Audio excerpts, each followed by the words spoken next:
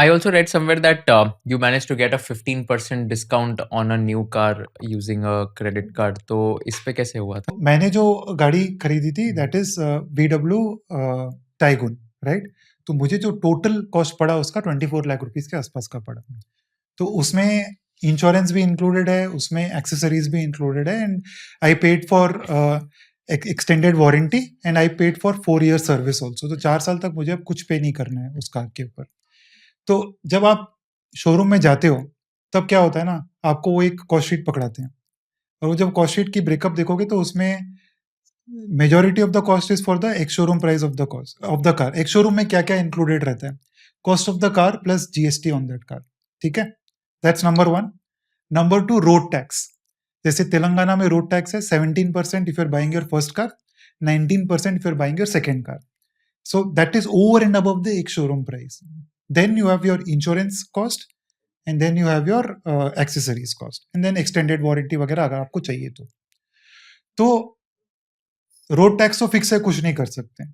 X showroom price पे पहली चीज आप क्या कर सकते हो, अगर वो कार ज्यादा डिमांड में नहीं है तो you can ask for a discount on the ex showroom price. Generally जब आप कार खरीदने जाते हो तो वो लोग आपको क्या करेंगे, इंश्योरेंस पे डिस्काउंट देंगे और एक्सेसरीज पे डिस्काउंट देंगे। मैं आपको बताता हूँ, जो मैंने कार का जो एक्चुअल इंश्योरेंस का कॉस्ट है, जो कोट मैंने लिया था इंश्योरेंस कंपनी से, that was only 50,000 rupees. But जब मैं कार परचेज करने गया था शोरूम में, आपको पता है कितना कोट किया उन्होंने इंश्योरेंस के लिए? 1.5 लाख रुपीज।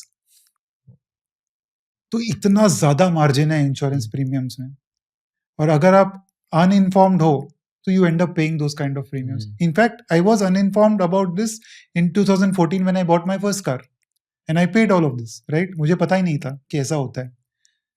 तो आपको क्या करना है जब आप कार खरीद रहे हो, तो पहले तो हाई इन डिमांड्स कार मत खरीदो। जैसे आप टोयोटा इनोवा खरीदना चाहते हो तो कोई डिस्कशन ही नहीं करेंगे वो लोग आपके साथ।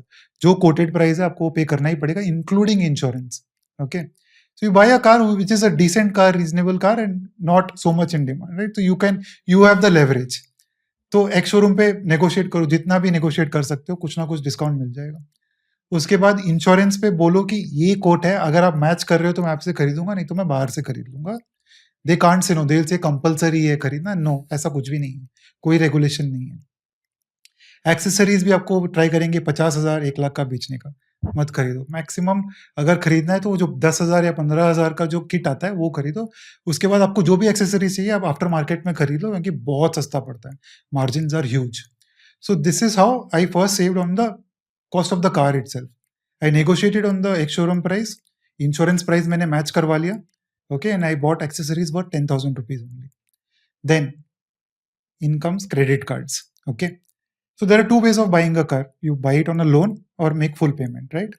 अगर आप लोन पे खरीद रहे हो तो आपको कुछ डाउन पेमेंट करना पड़ेगा, और खुद खरीद रहे हो तो पूरा पेमेंट करना पड़ेगा। ये सारी डिस्कशन करने के बाद आई वुड रेकमेंड कि आप शोरूम वाले को बोलो कि मैं क्रेडिट कार्ड से पे करूंगा।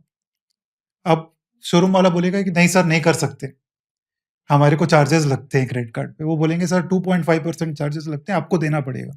This is called MDR, merchant charges, right? So देना तो पड़ेगा, but this is also negotiable.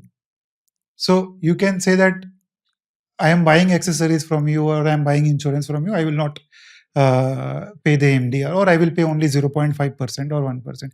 0.5%, 1% means आपको जो आपका कार का कॉस्ट है, जितना भी आप क्रेडिट कार्ड स्वाइप करोगे उतना आपको एक्स्ट्रा पे करना है। तो अगर जैसे 24 लाख रुपए आप स्वाइप कर रहे हो तो 24 लाख का 1% 24,000 रुपए एक्स्ट्रा देना पड़ेगा टू द शोरूम कंपनी। तो मैंने 1.5% में अग्री किया। But if you have the negotiation capacity and time, you can negotiate at 1% also, 0.75% also. That ये बॉम्ब आप फेंको डीलर पे लास्ट में, क्योंकि आप शुरू में करोगे तो फिर वो दूसरी जगह डिस्काउंट्स नहीं देगा आपको।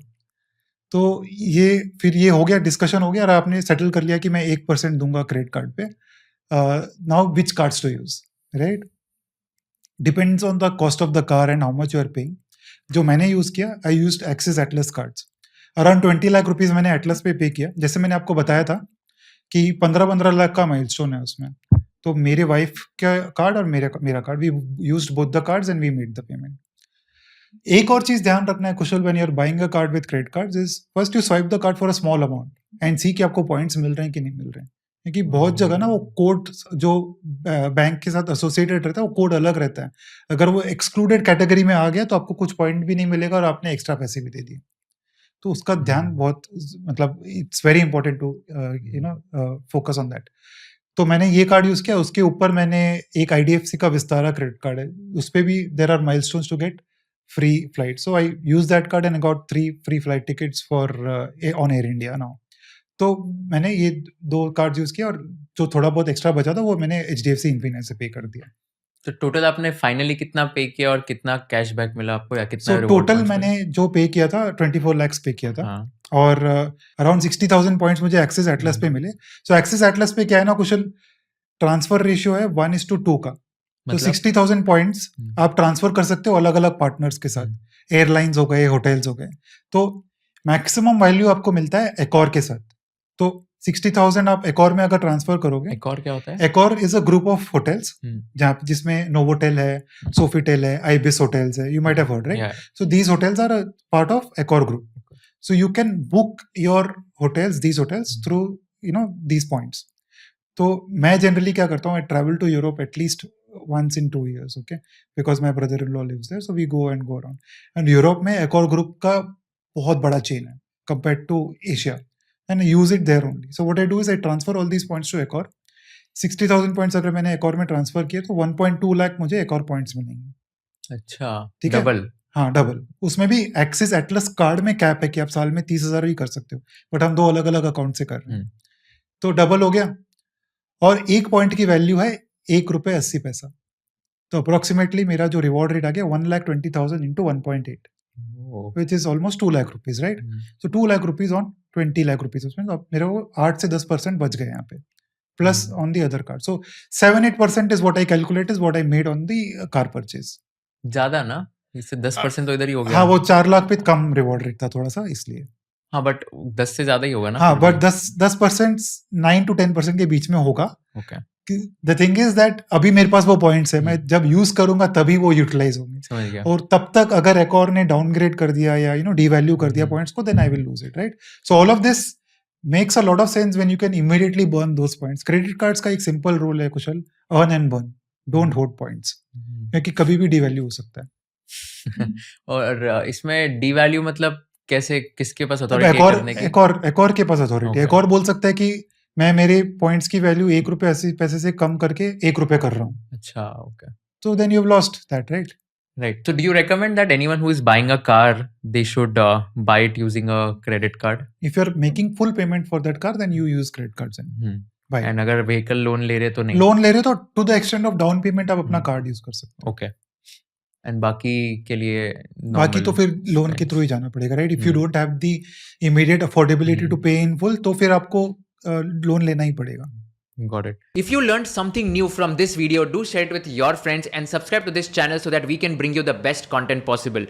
Also, if you want to watch this entire episode, click on the link in the description box and you can go to Kushal Lodha YouTube channel and watch the entire podcast episode. Thank you so much for watching this and have an amazing day.